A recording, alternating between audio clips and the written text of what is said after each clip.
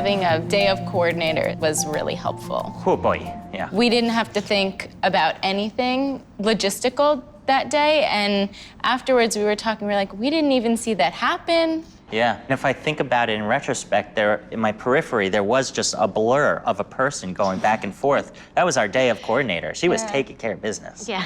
If you don't have a wedding planner or a day of coordinator, try to find a friend or a family member that you can trust so you're not the one to set up all your centerpieces. Like, you have a lot to do as the bride and groom that day. Exactly, exactly. And that's another great tip, is to be really clear with all your vendors as to exactly what your expectations are for them. I know sometimes people are like, I just want to be laid back and do it whenever I feel like it. That's not going to work. You can only be laid back If it's all planned Exactly. out. Yeah. You can relax when there's a plan. Yeah.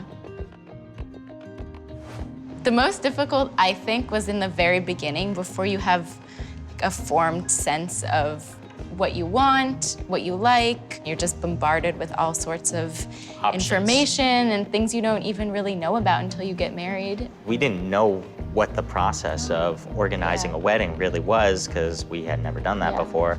Once we chose the venue, everything else was just falling into place, because we knew what the overall aesthetic was going to be. It was going to be this building that we chose, and so we planned around that.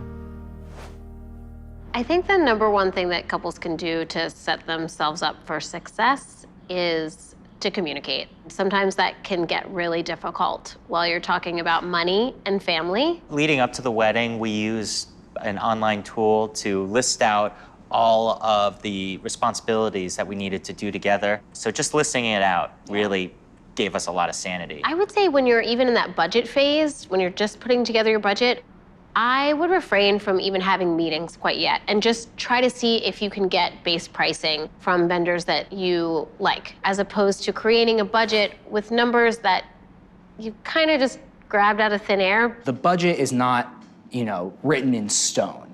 It is fluid. Things change. You set your budget for photography, but you find a photographer you fall in love with. So maybe you take a little bit out of linens and put it towards photography, because what's the one thing you get to keep at the end of the day? Right. Photos. It's a fluid thing, and you figure it out. The more you guys can keep those lines of communication open, the most important thing is that you're marrying your best friend. That should always be at the center of it, and at the end of the day, it's a party. Right.